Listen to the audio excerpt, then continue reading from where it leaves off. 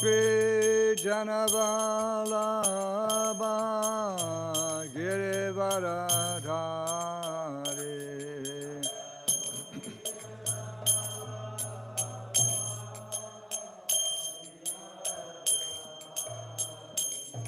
Gopi Janavalabha Girivaradhari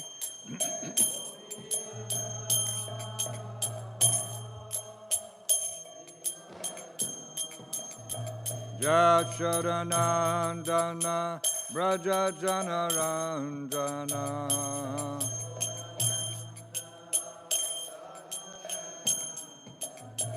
Yashodanandana Raja Janarandana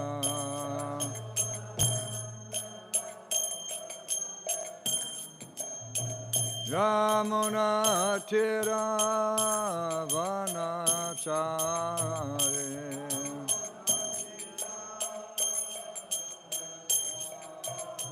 Yamuna Tiravanachari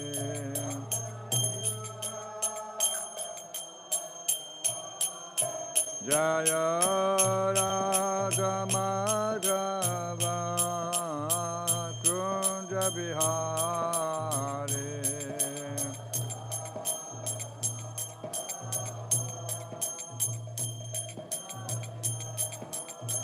Jaya Radha Madhava Kunja Bihari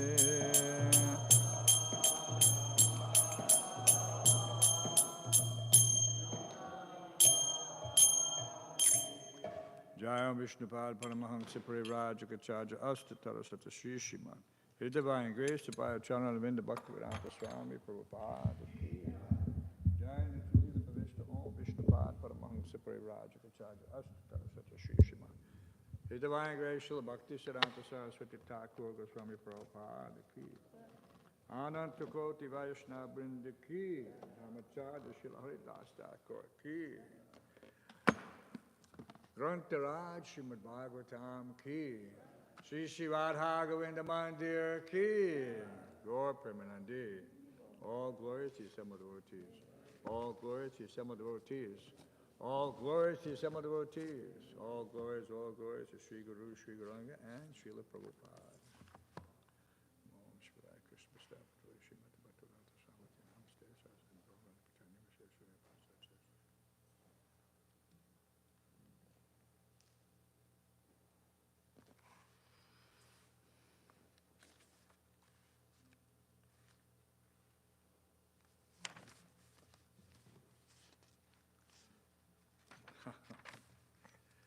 Prabhupada hadn't eaten anything in days.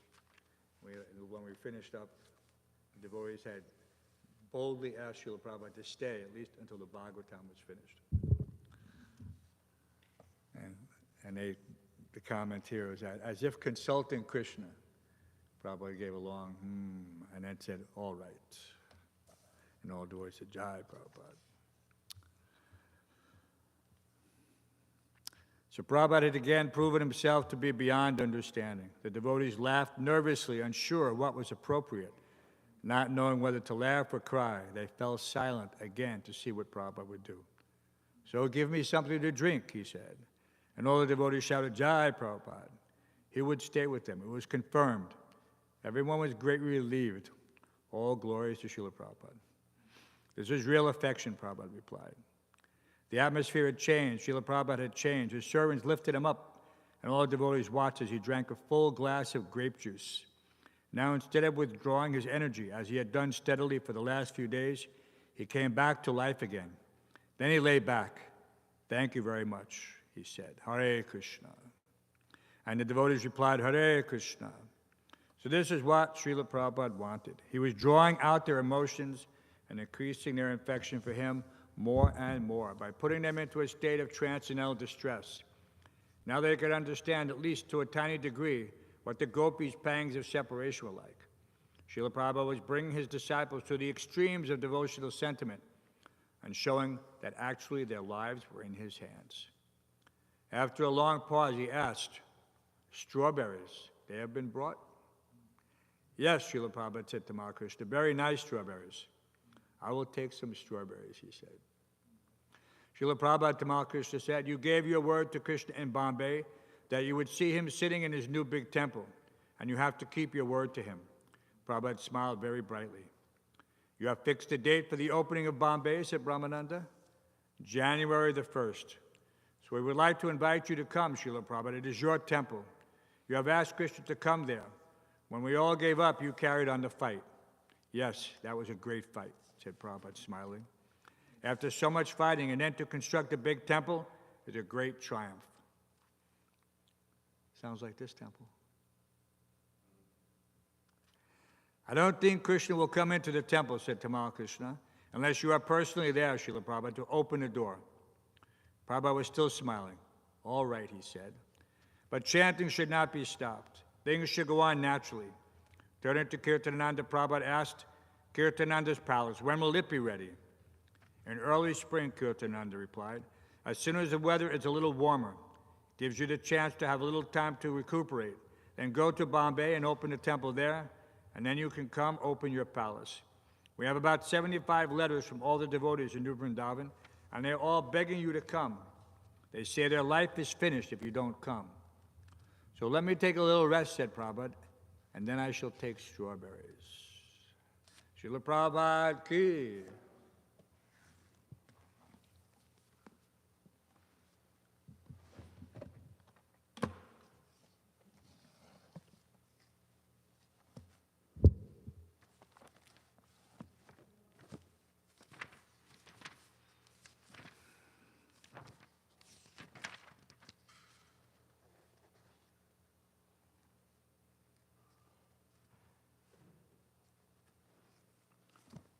Om Namo Bhagavate Vasudevaya.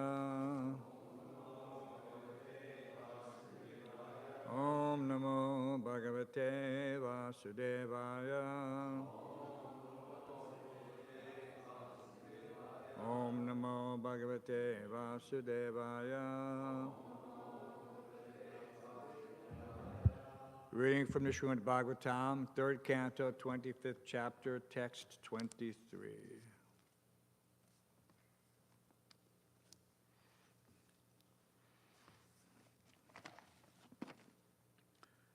Madasraya kata mrishta. Madasraya kata mrishta.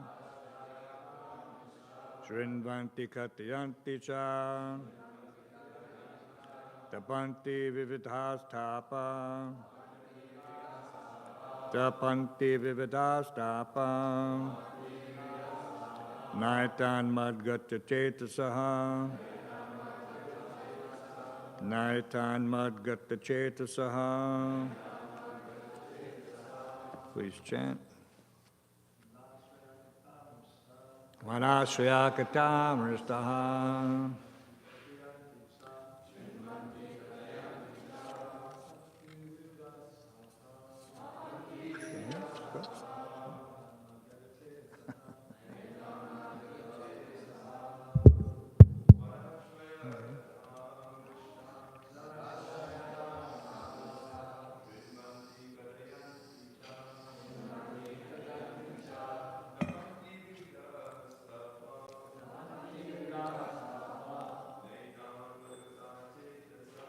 Mangat chetasaha. Madasya katamristaha.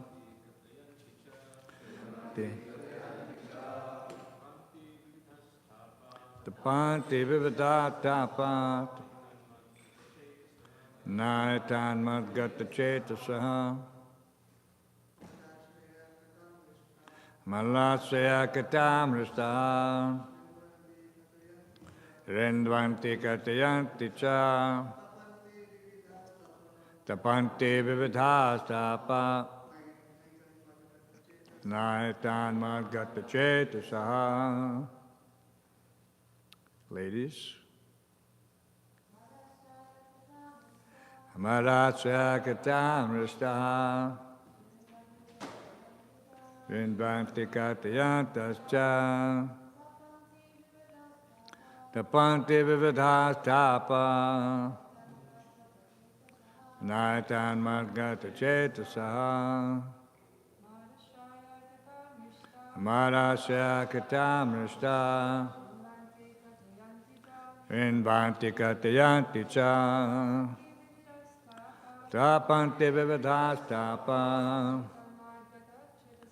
Naitan Madgata Chetasaha Marashraya about me, Kataha, stories, Mrishtaha, delightful, Shrinvanti, they hear, Katayanti, they chant, Cha, and Tapanti, inflict suffering, Vividha, various, Tapaha, the material miseries, Na, do not, Etan, unto them, Matkita, fixed on me, Chetasaha, their thoughts.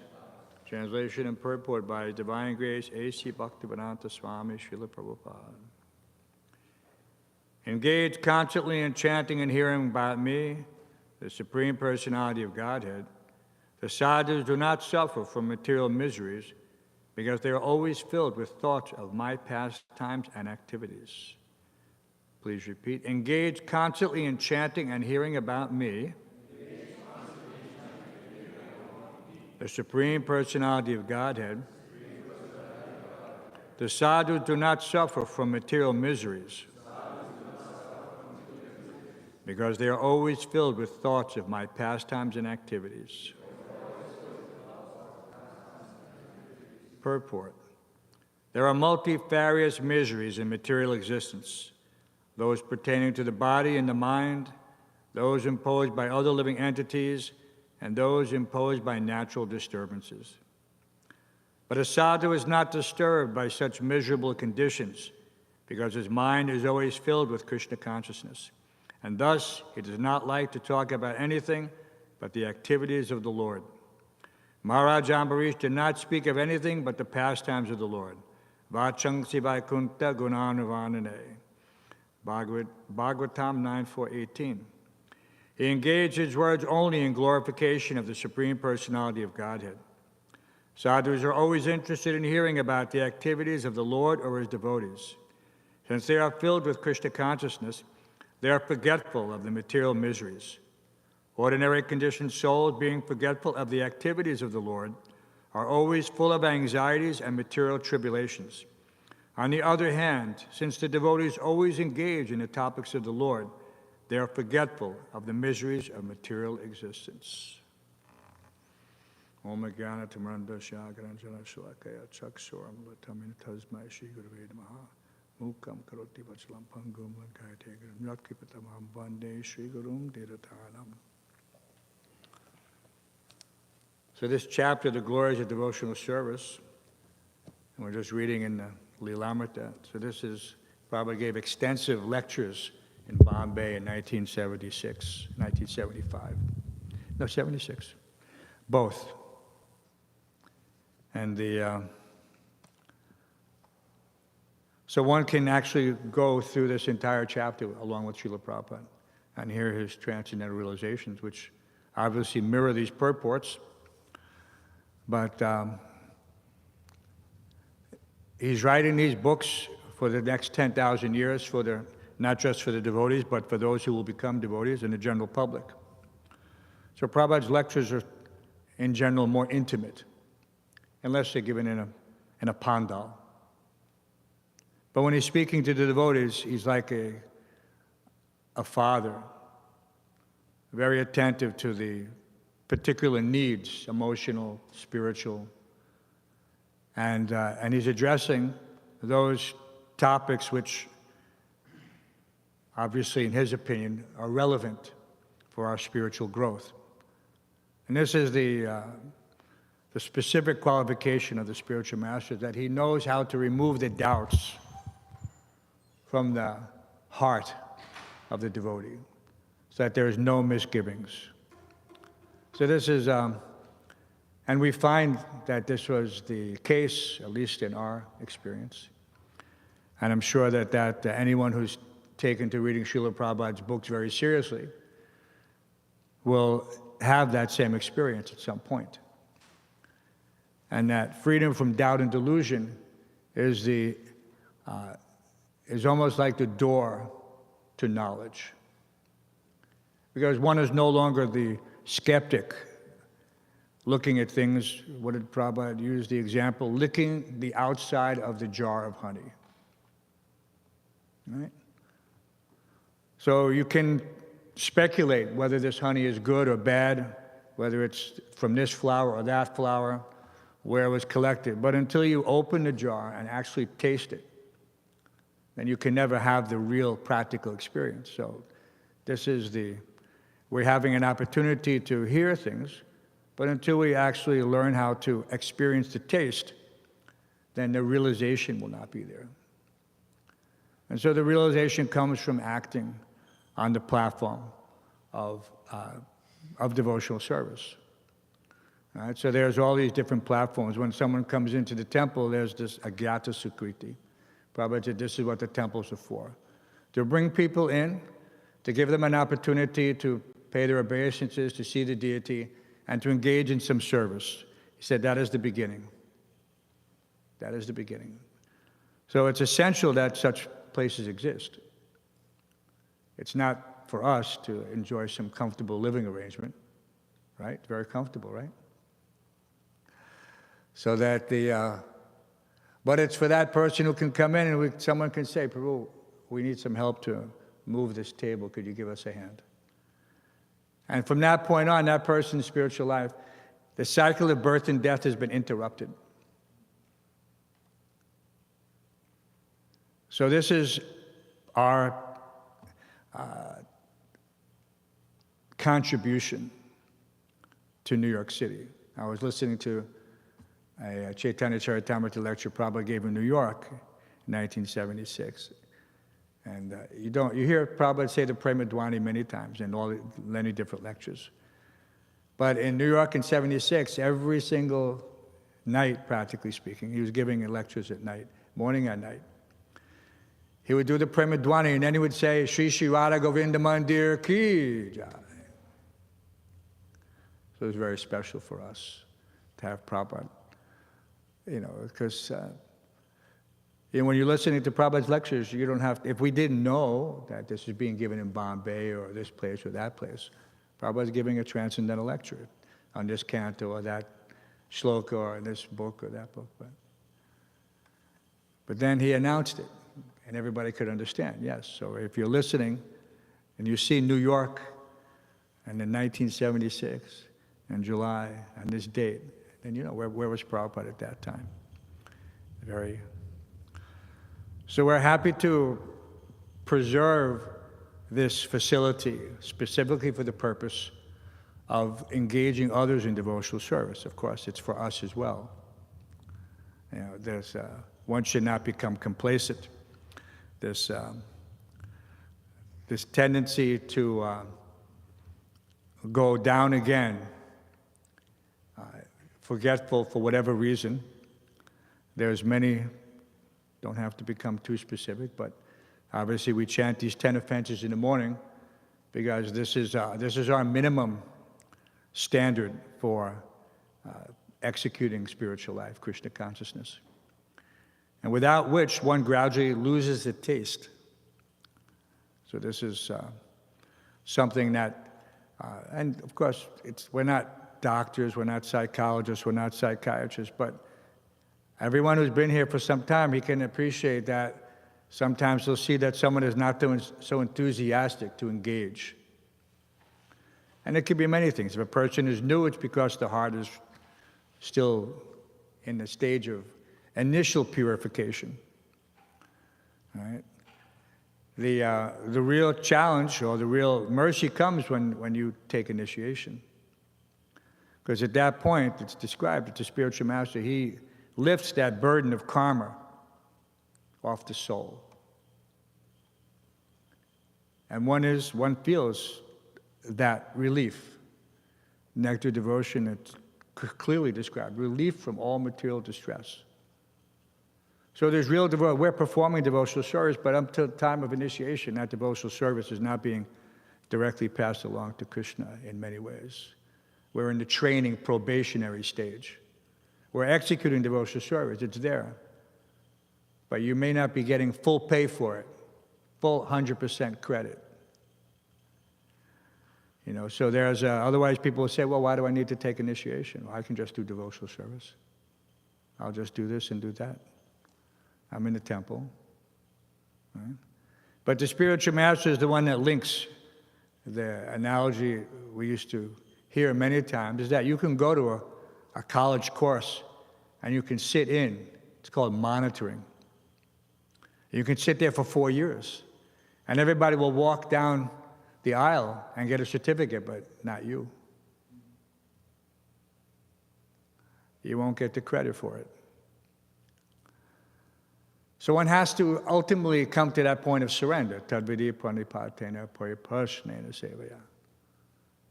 So it's not just enough to come and take up the initial activities. One has to make a commitment. Same thing in any relationship, right?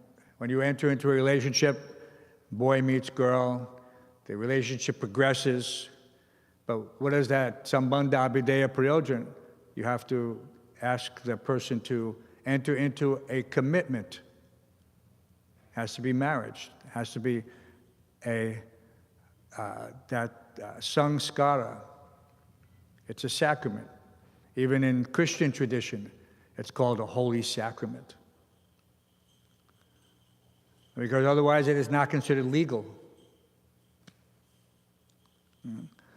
So we have to be somewhat attentive, not to trying to foster some artificial relationship. It's not that, what is that, the Christians used to have that saying, not, supposedly Christ said this, that not he who calls my name, right, but he who does my work. Right? So there's a lot of tendency to just kind of like invoke, I'm a devotee. We've seen many, many rubber stamps like this. They dress up like that. We saw Prabhupada from Bhaktivinoda Thakur and from Srila Bhaktisiddhanta coming down, and Srila Prabhupada mentioned also that term Dharma Dwaji. Dharma Dwaji. And Dwaji means flag. Not just flag, but flag waving. Sometimes people will put a lapel pin on. American flag, this flag, Ukrainian flag, whatever. That's my identification for the month. This month I'm for America, and next month I'm for another place or another place. It's just a changing identification. You're just waving a flag for whatever reason, temporary mental satisfaction. So we're not looking for this temporary mental satisfaction. We want the permanent, this association with devotees. This is the most valuable asset in spiritual life, the most valuable asset. This sadhu sangha, sarva sastrakoi. Lava macha sadhu sangha, sarva siddhi hoy. So why is it given such emphasis that just one moment's association, that we should not feel some familiarity, right? What's the saying? Familiarity breeds contempt. That if we take it that this association is just some club, that we're just associating here out of convenience or for whatever reason, then we don't get the full benefit. If we're not approaching each other and sharing our realizations, this is the 6, in the Nectar of Instruction it says, Dadati pratigrinati goyamakyati prachiti. So this whole idea of, because you can't, I can't exchange gifts with a tree. I can't go out to the tree in front of the temple and say, my dear tree, will you please, can we have some discussion about spiritual life? No. He's a living entity. That is only going to take place in the devotees, those who have accepted this path, the Bhakti Marg, not that Bhakti Marg. There's a Bhakti Marg of people, you see them in Vrindavan, and they dress like devotees, they adopt so many of the mannerisms of devotees. But anyway, we don't want to get too much into it. The idea of surrendering to Krishna, the idea of surrendering to pure devotional service and understanding what is the actual definition and how to execute it, that doesn't come into play. It's all superficial. It's all, they're looking like a little kid looking for the icing on the cake. You give a little kid a cupcake with icing on it, and he eats the icing, but he leaves the cake. So people are looking like that at spiritual life. What can I get? The superficial taste. I want to enjoy that. I don't want to actually make any commitment or long-term, but if I can get a little taste, then they feel some satisfaction. It's there. There is some satisfaction, there's no doubt. So, but what is the difference? Is that one has to surrender, one has to take shelter of a pure devotee. And so that is missing. And so one has to, of course, this is, how do you appreciate? Now we can see from, as my wife was mentioning, she was listening to Burijan Prabhu's talks at the VIHE. Does everyone know that the VIHE has a website? Who knows the VIHE has a website? Everybody knows. So if you go out to the website, there's 20 years of lectures from great personalities, and many of whom are no longer with us. So you can take advantage of these classes, and you don't have to pay a penny or a euro or a rupee, and it's free. And the opportunity to hear from these devotees and get the realizations, that's like my godbrother Hamsarupa, he gave very nice classes on Hari Bhakti Vilas. And there are devotees who gave classes on nectar of devotion and nectar of instruction. So if you're reading a particular book and you want to get some further insight, then you can go and look at the VIHE, and each course has its specific accompanying lectures. And it doesn't cost anything. And you can put it on when you're washing pots, when you're polishing paraphernalia, when you're sewing for the deity. You can do it anytime. This sound vibration is meant to be utilized for upliftment. Srinvata Swakata Krishna Punya Shravana Kirtana.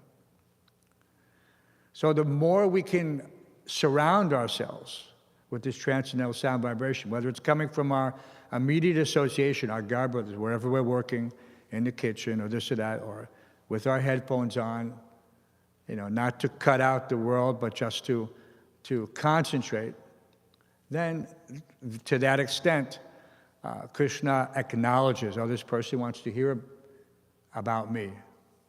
He's interested. Right? What did Srila Bhaktisiddhanta say about Srila Prabhupada? He said, he does not go away. He does not go away. So we have to be that much determined to fill our minds, at least this particular mind that nature has dealt us, and use it to the extent possible. And to that, as much as we can purify it, just like when you take a tool and you want to make it specifically strong, you have to forge it in such a way and then bathe it. It's called tempering. You have to bathe, heat it up, shape it, and bathe it in oil, and then again repeat the process, tempering. So this tempering process, this continuous subjecting oneself to this fire of purification through the medium of devotional service that I may or may not like. Right? So this is the key, is to somehow or other theoretically approach the absolute platform by using our intelligence to minimize our material misconceptions, that I don't want to do this because. So many reasons. And so that is the good use of intelligence, that we are able to use vyavasayamika buddhiya ekeha kurunandana. And it specifically refers to that. Otherwise, the intelligence is many-branched. Right? So we have everything we need, and technically nothing else is required. But the opportunity to engage more and more in whatever will temper us, to subject us into the fire. Right? Prabhupada said, wherever you touch it, it will burn. Right? He uses that example of the iron rod and fire. And devotional service is compared to that. One has to become one with that. So that wherever he acts, everything, his whole existence is acting in unison, together. So that whatever he does, he can exert some spiritual influence. By his actions, by his mind, by his speech. Wherever he touches, it will be like fire. So this is a great, we're reading every day. The key to success is to take whatever you've read and act on it.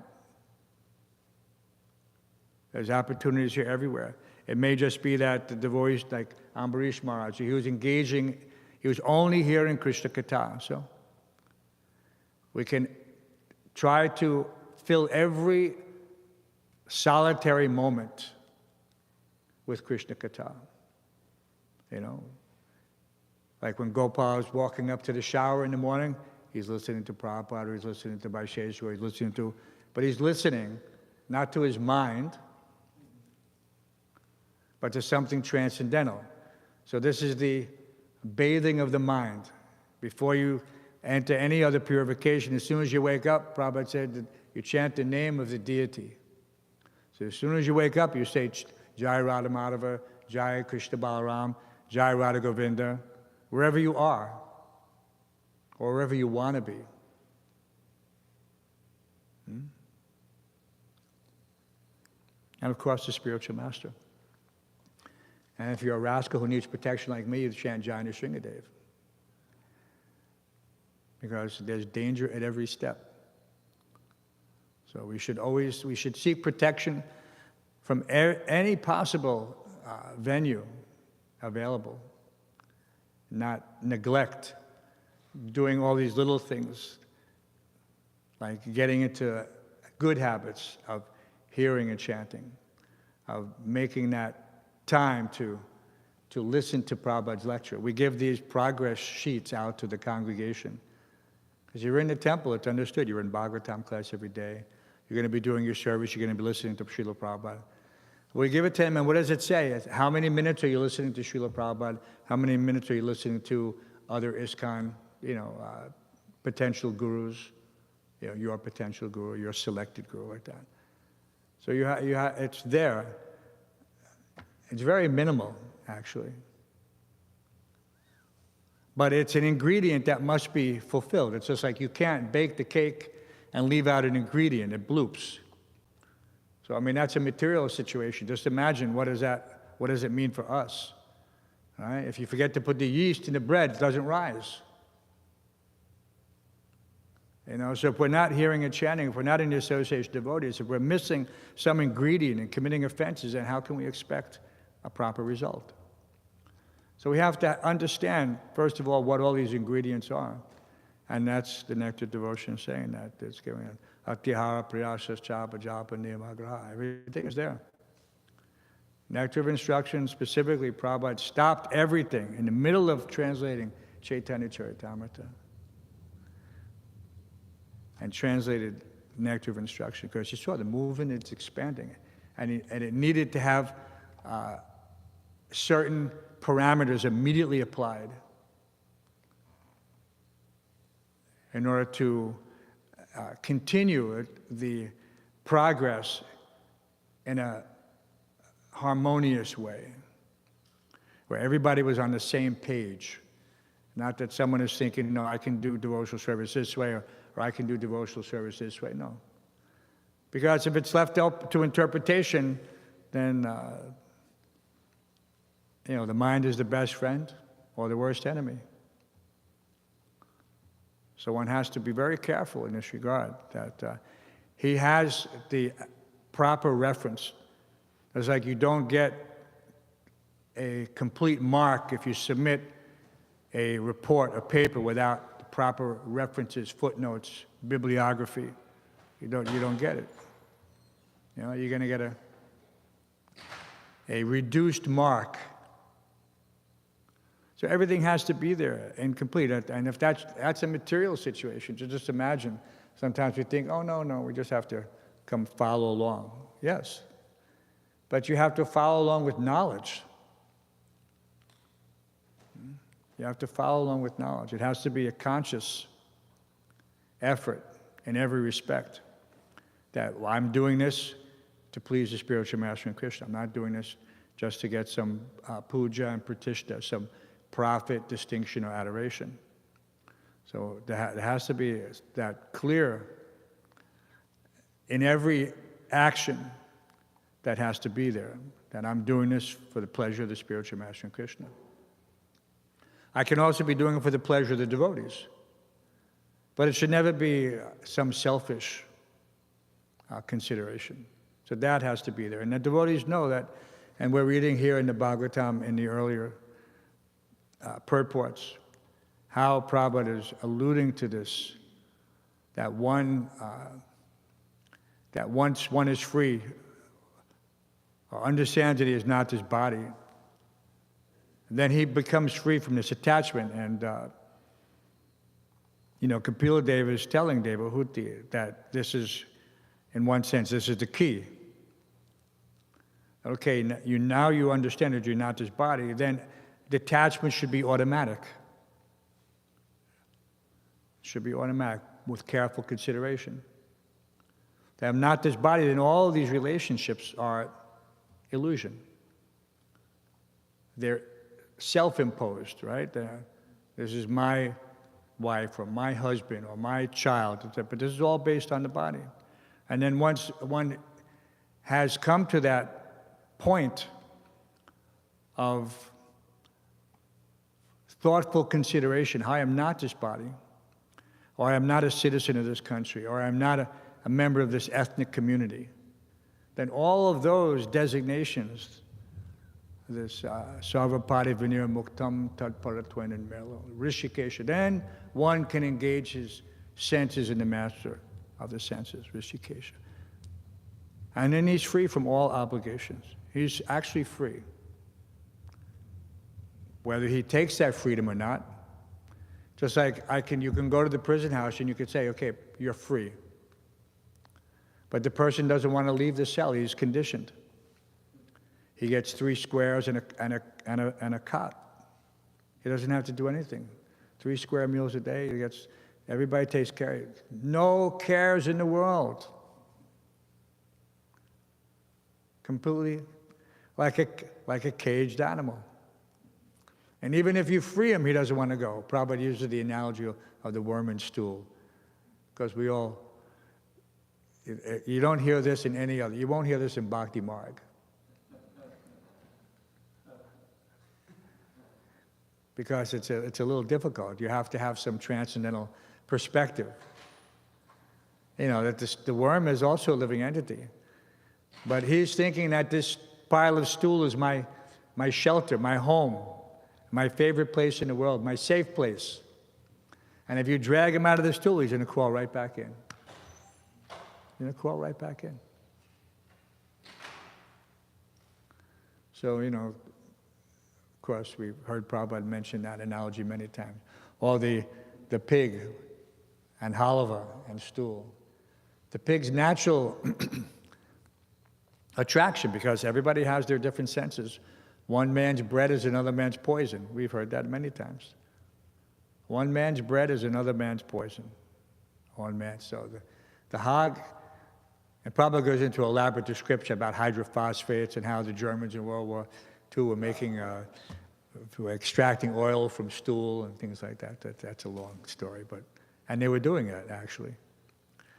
And of course, we know that as composting and other things. But the hog, he's naturally attracted to the stool. If you put halava there, he'll go for the stool first. He may go for the halava afterwards, but the stool is his first choice. So we also have to think, why am I attracted to certain things? And ultimately it comes down to because I'm thinking I'm the body. A man is attracted to a woman is attracted to a man, the tongue is attracted to this, the eye is attracted to that. All these things are based on my identification with the body, mind, and senses. And so one has to withdraw them, and this is Krishna's giving Arjuna the very basic. He says you have to withdraw your senses like the tortoise withdraws his limbs into the shell. And it happens you every day. You're walking around New York City. So many opportunities for the mind and the eyes and everything to just get, captured. And momentarily, you can't. The senses are naturally attracted. We're not fully controlled.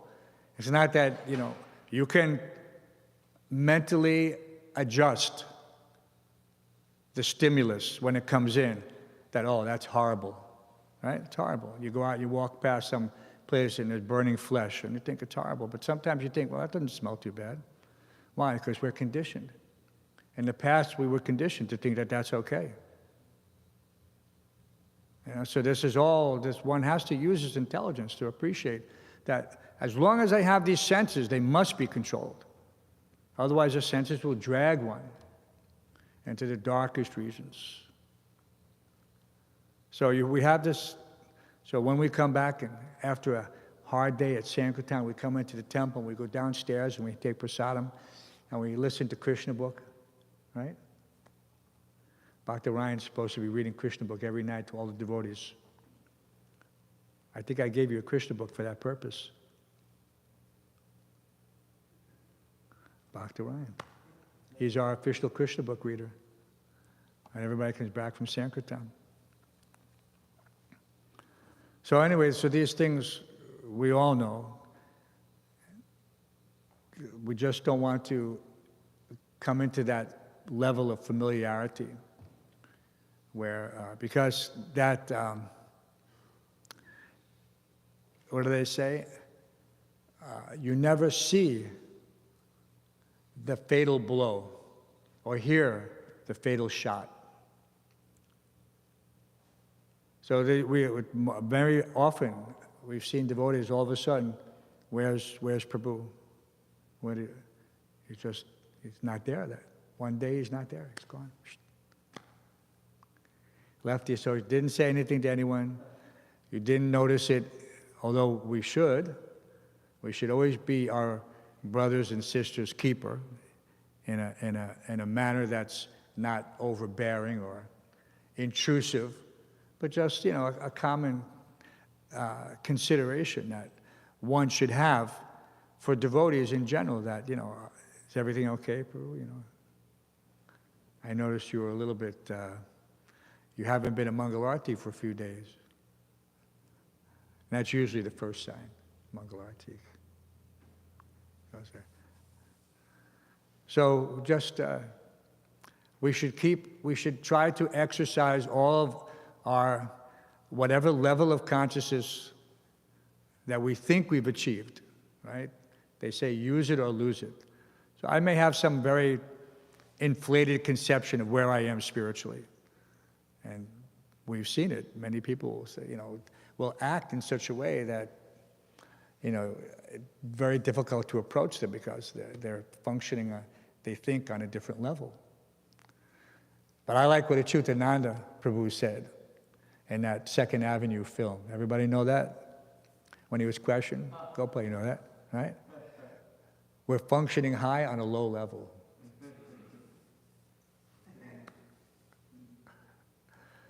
And it was a perfect response in one sense, because you're engaged in a topmost activity. There's nothing higher than devotional service, even if you don't have the realization. But you're engaged directly by the pure devotee. So you're just an instrument in his hands. So you're functioning at the highest possible level.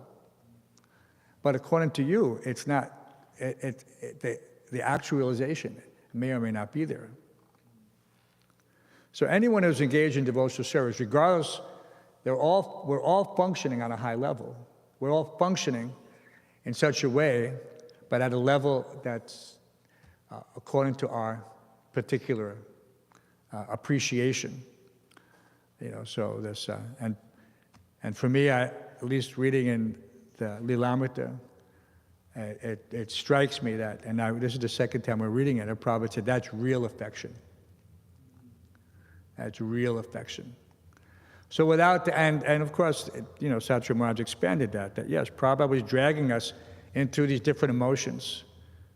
These emotions are not contaminated with material consideration that I'm going to get something from this. That I'm expecting some specific reciprocation. This is not like that. Most material relationships, they end abruptly when either of the two parties is no longer, how could you say, doing what the other party expects. That's the nature of the material world and material relationships. But Prabhupada is dragging these devotees to the highest levels of pure emotions, of pure love and devotion. This ahoitikiya pratiyata. And so if we were fortunate enough to experience that unalloyed, unmotivated, uninterrupted, it's difficult. Where else do you get an opportunity to express unalloyed love in the material world? This is the highest treasure,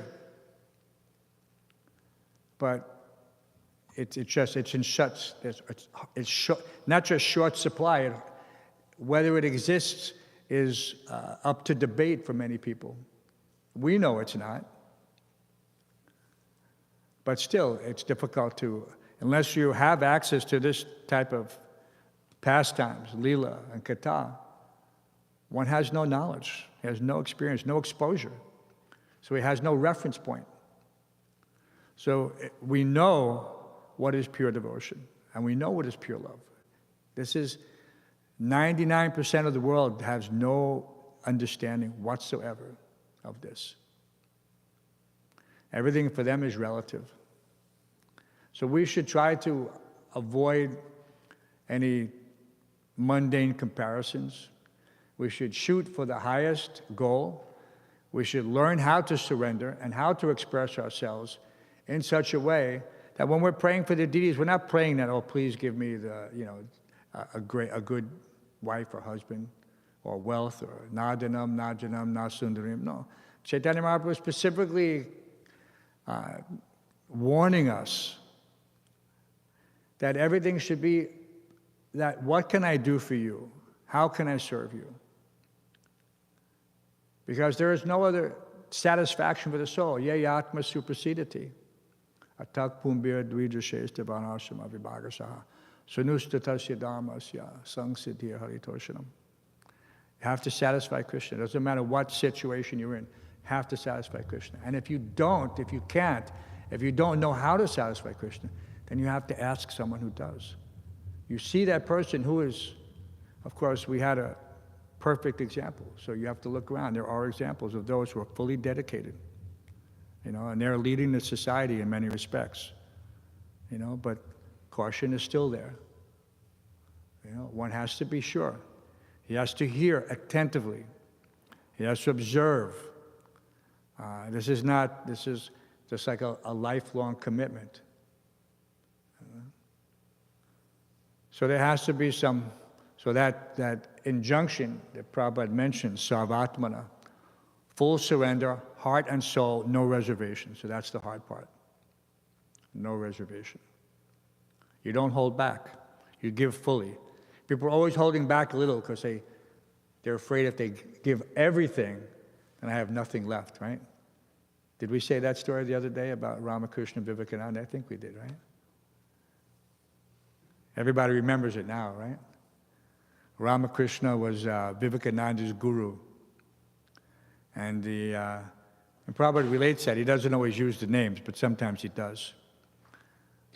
That he, when he touched Vivekananda on his head, they both fainted, supposedly, collapsed, and however, they both fainted. And when they came back to so-called external consciousness, Ramakrishna was crying. And Vivekananda asked, why? Why are you crying? He said, because I've given you everything, now I have nothing. I've given you all my potency, all my power. As if it's a spiritual, has some, the definition of spiritual is inexhaustible, right? Indefatigable. So it has no end. But, so obviously that's not the definition of something spiritual, if you're giving something and then you no longer have it. Right? Om Purnamadak Purnamidam. Krishna is defined like this. He's the complete whole. It doesn't matter what you take from that complete whole, it always remains complete. So that is spiritual. That is spiritual. So we haven't become anything less. Sometimes devotees think, not devotees, karmis think, oh, you devotees, you don't know how to enjoy. You're not going to the dance club, you're not doing this, you're not listening to karmi music, you don't know how to enjoy.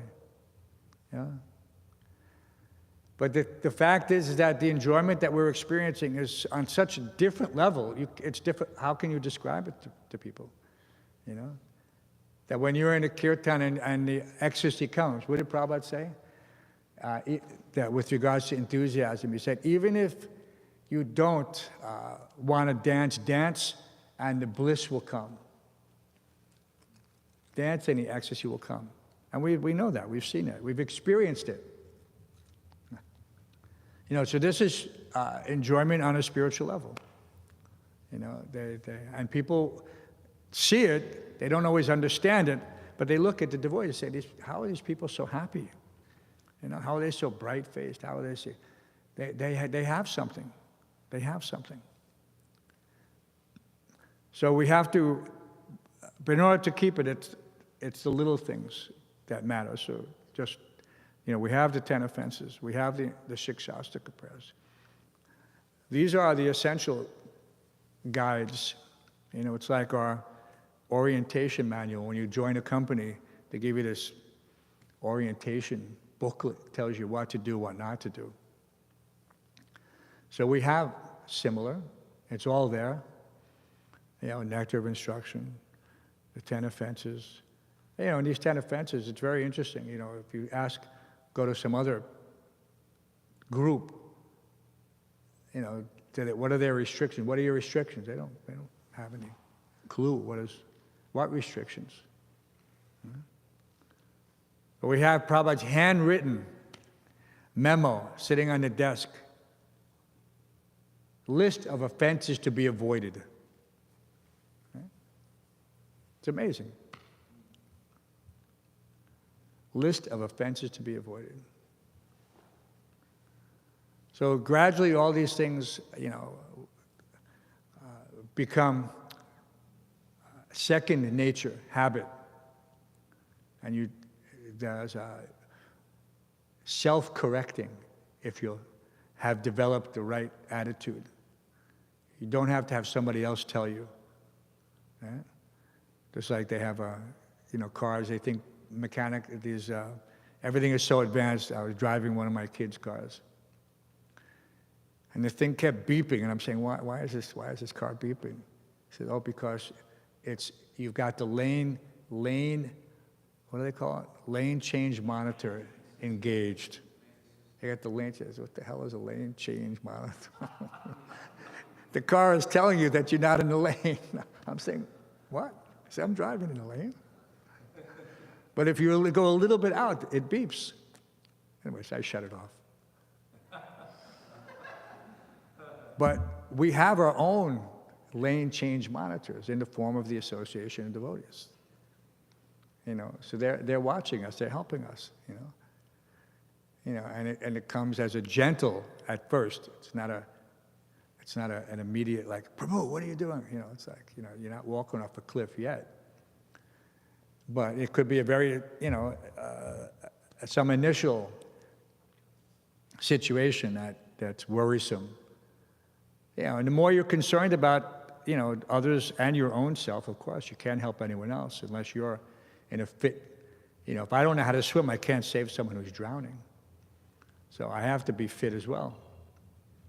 So we just have to be cautious in all respects, so that we're not, how can you say, compromised by these offenses or anything else that could diminish our capacity for executing spiritual life.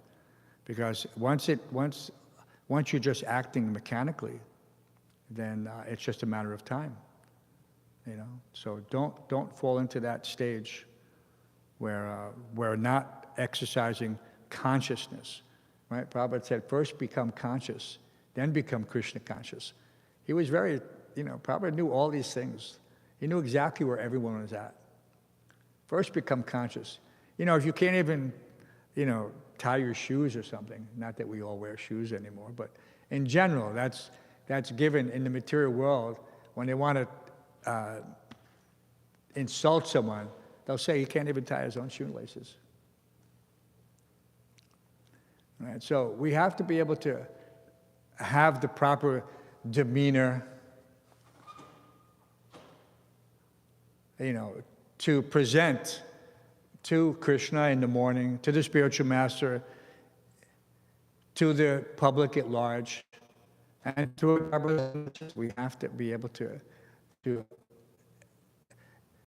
alert our consciousness so that it is all pervading in every aspect of our daily lives, daily functions. Everything should be conscious. From the moment you wake up, chanting the name of the deity and the spiritual master, to getting into the shower and not taking, what does it say? Not taking 20 minutes in the shower. Where's all our 20-minute wallahs? Yes. This is common, not just common courtesy. Yes, it's common in spiritual life that this is we don't have to get into it. The morning shower is a cold rinse. You're not, you're just taking what you need in order to get to the program on time and chant your rounds and be awake and be alert. And the brain needs that shock. The cold water is a shock. The nervous system needs a shock. It needs several shocks a day, according to many neurologists, for a healthy, functioning nervous system. And cold water is one of the best, and so many people are into it now. It's a fad. They do immersion, 32 degrees. You go in, and Wim Hof is probably the most famous, but many people do it following it. And just taking a cold shower. We've been doing it when Wim Hof was a kid. He didn't even know about it at that time. But devotees have been taking cold showers. New Vrindavan used to break the ice in order to get free-flowing water. So it was ice cold. Tamal Krishna Maharaj used to, because everybody had to take a cold shower in those days. And Tamal Krishna used to say that New York has the coldest water in the world. He said that. Because he was living in the temple with us. New York has the coldest water in the world. When you turn on that faucet in the morning over the cold water, it's like ice cubes coming out. Because it's sitting in the pipes on the street. It's like Vrindavan. In Vrindavan, we used to take, in the wintertime, the water is ice cold. Why? Because it's stored on the roof in steel and iron containers. You have iron water tanks. It's before plastic. So on each corner, we had 4 corners, technically 3 corners of bathrooms. And 1 corner was other things. So we had 3 water tanks. So it didn't matter which bathroom you went to, the water was ice cold. That was where it was. There's no such thing as hot water in those days. If you wanted hot water, you had an immersion heater. And you had to go get a bucket filled with water first, put the immersion heater in, and then you mix that with a little other water. And that was for later in the day, if you had to soap up, whatever. Everybody else, you just take the cold shower. There was no such thing. And if you wanted it a little bit warmer, you would get the chowkidar to turn on the pump which would bypass the tanks, and then you'd have the ground temperature water, which was warmer than the tank water. So everybody were always trying to make adjustments in the material world. It's only a little less cold, but you think, oh, this is pleasure. This is pleasure. A couple of degrees warmer. But it's, it's better to just take the austerity and take the advancement with it. Don't be attached. Don't be attached. That's the key. Don't be attached to so-called pleasure and pain. Just figure it out. We have this lifetime. You have all the information. Now you have to implement it. And that implementation, it takes its first evidence is by being detached. Not detached from responsibility, but detached from everything else that might interfere with your devotional service. Thinking that, oh, I can't find a bucket, I can't find a broom, I can't find that. No, you go find it. You become detached from the critical mind that's telling you not to do these things. So you say that, you tell the mind to essentially shut up in so many words. However you want to say it, you can say it. But you push the mind to the background. This constant little chirping, trying to knock you off your focus. Right? It happens all the time. So we have a little time for questions, not much. The kirtans, we have any? Yes, loudly. Wait, he has a microphone for you.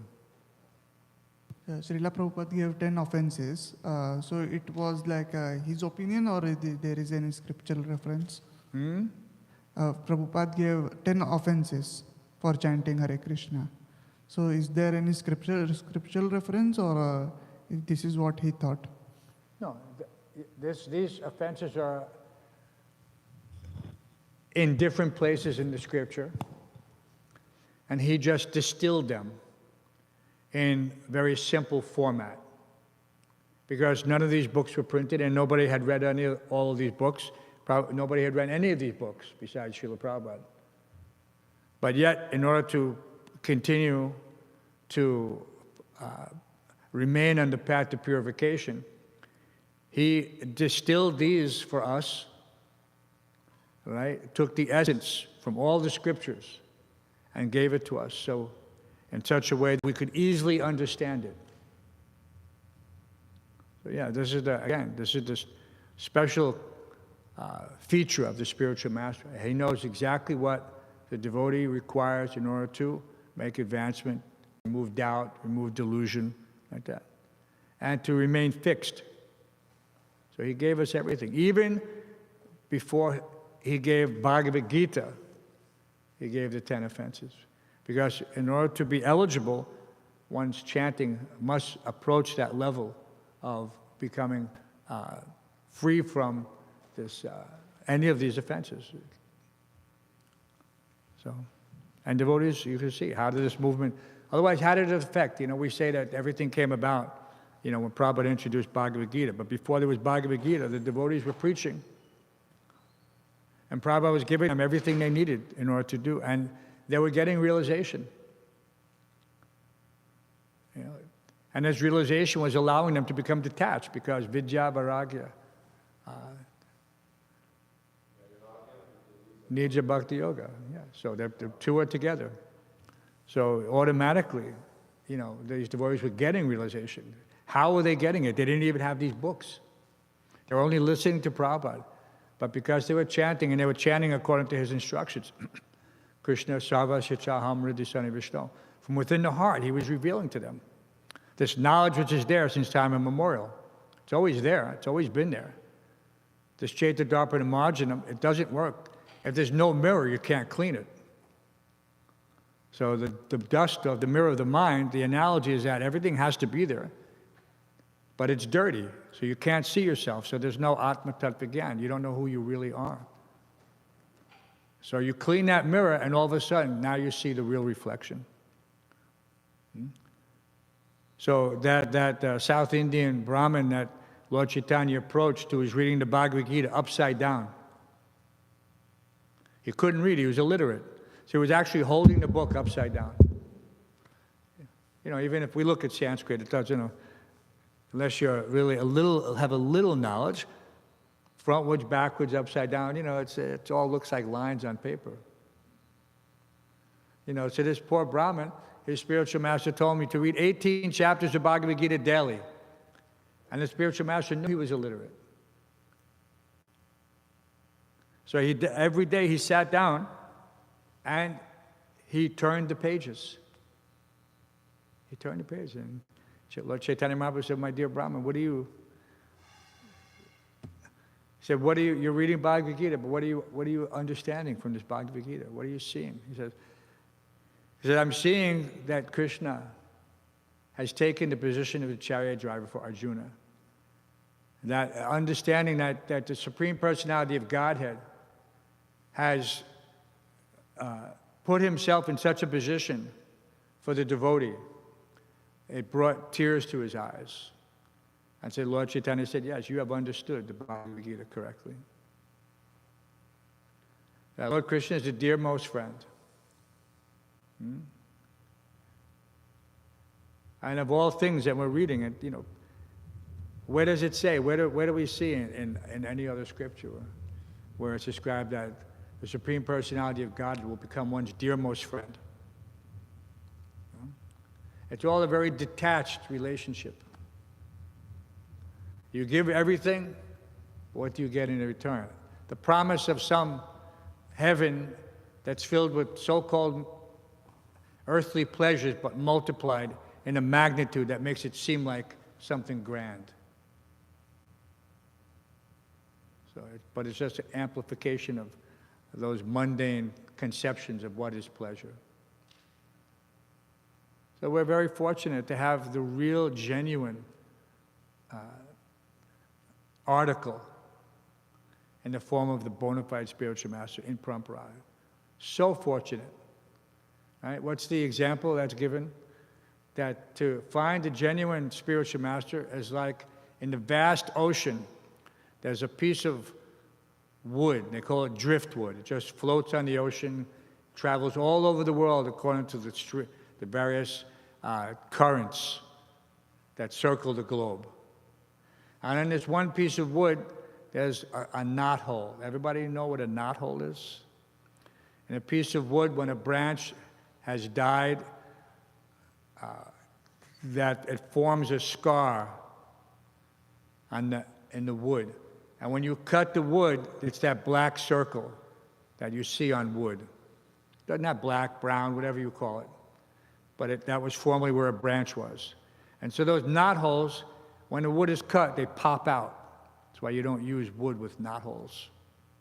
They don't pronounce knotholes. So this wood is floating around the ocean. And out of that vast ocean, that piece of wood with a knothole, a turtle pokes his head through the hole in that wood. Okay? So that is the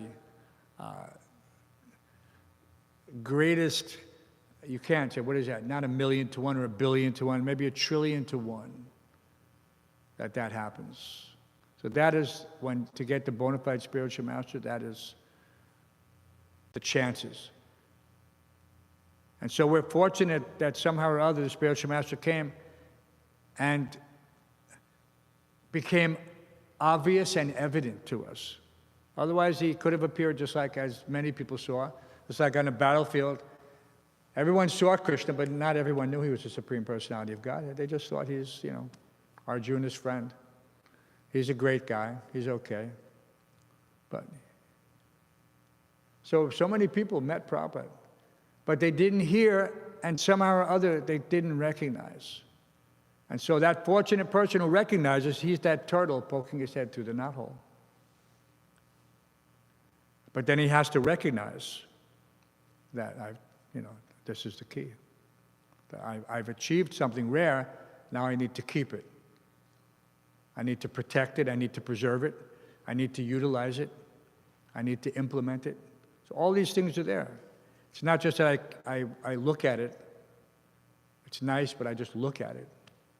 It's useless, right? If You can have a piece of gold and you can just look at it all day long. Nothing's going to happen. You don't know how to utilize it properly. Kripana, miser, he just hoards it, doesn't understand the proper utilization. So you have to use it. Krishna consciousness is meant to be used to deliver the world. It's a big task. It's a big task. But the devotees, this is their compassion. This is how we develop and we continue, is to where we don't mind.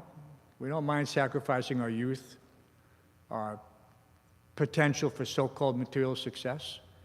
Right? Many people have come. Sadaputa, when he came, and we don't know who these people are.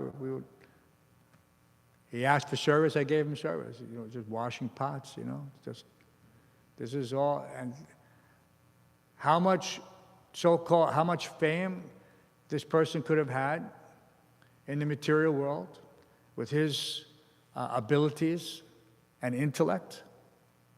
You can't imagine. There's these people like these guys who invent computers or social media. They're nothing.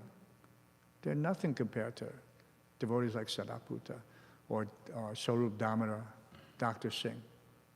Nothing. But they gave up everything to serve Krishna and Prabhupada.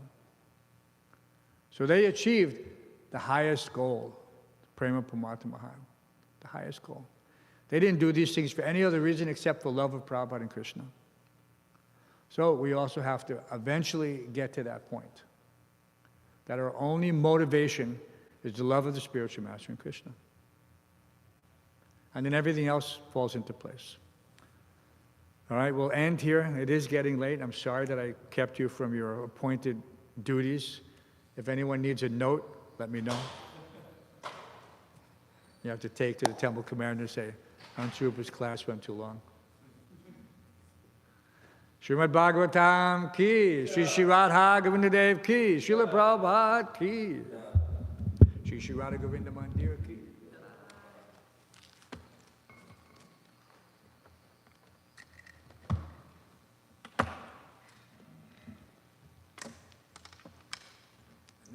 This needs to go away. We need to get this off here at some point during the day. Have to come here and get all this nonsense off. Somebody defaced it.